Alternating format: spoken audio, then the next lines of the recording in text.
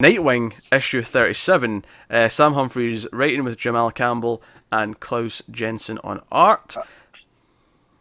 Are we all on the same page here? I know how Connor feels. I hate this, yeah. I know how I feel. How do you feel, Matt? How does Pete feel? Okay, I don't hate it. It was tough to read. It was very awkward, and I felt all the goodwill Humphries had towards being a Nightwing fan, I felt it squandered some of it. I don't feel squandered, but I'm kind of similar to you, and I don't hate it, but I didn't like the issue that much. Here's the weird thing.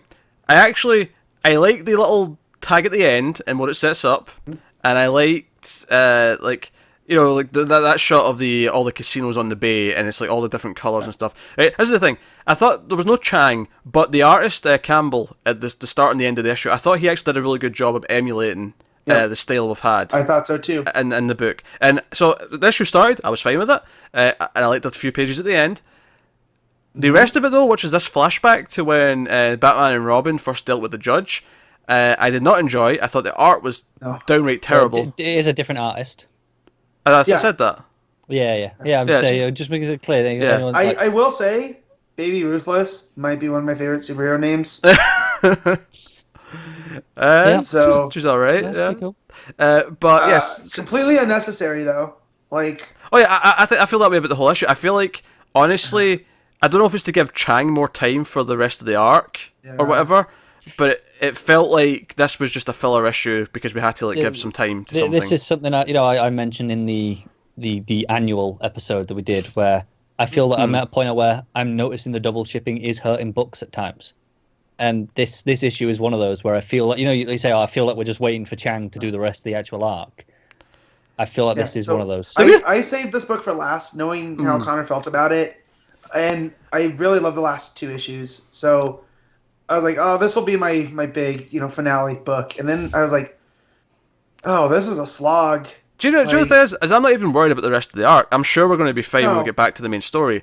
Those last two issues were so good that I'm not even concerned. It's just frustrating because it feels like, oh no, we have this flashback story just to fill an issue because I don't understand why Dick is suddenly Jason in the flashback. Like the way he acts, he's being all really reckless and aggressive and going, "Oh, I'm going to prove myself." He's That's more like Jason's whole thing. He's more Jason-like. I'm not going to necessarily fight that too much in the sense that I buy that most people that age would have those feelings when they first start. He wants to prove himself to Batman because he feels like this is his opportunity, and I like his relationship with the Judge, where he's gotten out. This is the first time I let him escape, and then there was the college thing that happened, which anytime we can see him go off to college, I think that's cool because that's a huge time in Dick Grayson's life. So I like that relationship there, and I almost like that the Judge is almost.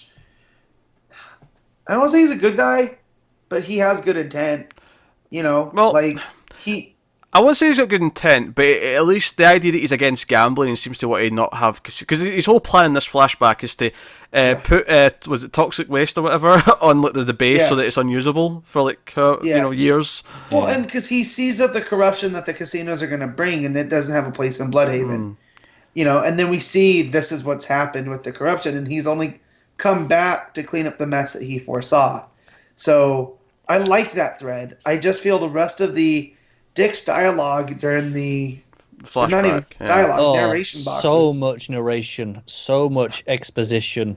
Yep. It's because it has to explain what's going on the whole time, and I feel like this is the thing though. I feel like we didn't need any of this. I feel like we already got how dangerous the Judge was. We didn't really need this. Like the one key point. The one key point we might have learned from this is that he's always been against the gambling, the casinos. Right, that's maybe the one thing we had to learn out of the flashback. But we could have got that. And he didn't pick up a taste for Blue Hawaiians until later. There's not one to be found here. But he also doesn't seem like he seems much more dangerous now. Like something's come unhinged. Here he just feels like whatever his power set, however it works, if it's the power to compel people by giving them these golden, or if it's a telepathic or whatever. Yeah, it seems much more controlled here than it does in the modern times. Oh, you could say it's more controlled, or in modern times he just wants them to be that reckless and crazy. You know what I mean? Like, yeah. Like it's Like, and this is the thing. Like, the other main thing that we learn from the flashback, which is relevant, is that Guppy's father, because we've had this Guppy like side plot, which I've been enjoying actually. It's not felt like tacked on to me. I feel like I've liked it. Yeah. I saw an article that said the best new thing for Nightwing is what do they call him, a proto shark guy, and they're talking about Guppy. And I was like, oh cool, he's getting some love. I like Guppy. He's sympathetic, and so at the end of the issue, so we find out that his father was like worked for the Judge at one point. And Sturgeon. He's maybe a way that Dick can get to the Judge. He can maybe get some info from him. And we know that Guppy's father's been ill. He's been lying sick in bed, and Guppy's been trying to get meds for him and stuff. So we end with a big cliffhanger where we see that Guppy's got a gold chip, and he pulls out a knife. And I actually really liked the last page. Like, I thought, oh, this is a nice little cliffhanger. I like it. Yeah. But what I like is, for him, the gold coin doesn't play like compulsion like we've seen, because he's sitting there staring at it, he's crying like he's making the choice himself. Like he's going, okay, he's dying anyway, I can't save him. It goes back to this weird idea though, where the Judge, like, he always sort of presents it as it'll lead to something that you want. Like, you want to do this for this thing. So it's in this weird way, it almost feels like it is kind of like persuasion, but it takes like a while of like thinking to actually for it to kick in. It's not the mental compulsion like it seems. It's like, you do this and that's right. You're just gonna do it. It's more like a seed. He can't make you do something you didn't want to do. Yeah. It's more like a seed that grows. Like, he plants this thing, and it goes to an uncontrollable amount where eventually you will just do the extreme thing. That I'm telling you, he's connected to that damn tree. Like, y'all laugh at me, but maybe we he got is. the tree showing back up here, And then you just said he plants a seed.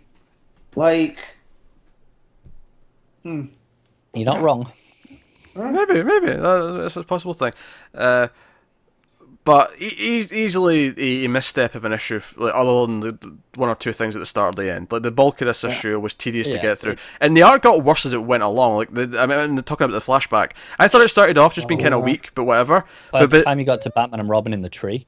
Yeah, that was atrocious. I don't know what was going on there. The other one that bugged me is when you see the Judge on the pier and he's like got his arms out and he's like smiling about what his plan is, and I just thought it looked so bad. His beard, like, it felt like so. It looks superposed. Yeah, like it felt like he's wearing a wig or a fake beard, and I'm just like, why? It shouldn't look like that. There's no reason why it should look like. Hey, if he turns out to have a fake beard, like, that's a big reveal at some point, and then I'll give them credit. But until then. Not so much. Yeah. No, I regret spending my time on this issue. Like, I really do. Yeah. I look at it for what it is, so I'm not super angry. They should have planned better. But it's just annoying to have this 3 issues into the run. Yeah. When it had been so good, so much promise, so much like, oh no, this could be something special, and then we don't even get 3 issues till this. And if it is, like you speculate, a case of, okay, we're waiting for the artist, then it's even more irritating to me. No. It's a thing. I mean, I hate to say we should do something the way Marvel does it, but sometimes with Marvel books, it'll sometimes be double shipping, but sometimes be single, depending. And it'll almost rotate between. I almost wonder if that'd be better for some books like this, where we could have just taken this issue off. And I'd rather have just not had an issue this week and got back to it next time. Like I say, my enthusiasm for Humphries' Nightwing has not actually been diminished at all. It feels like this filler misstep issue that's just kind of there. And the 2 details that we needed from it could have easily have been, worked into the next issue or whatever.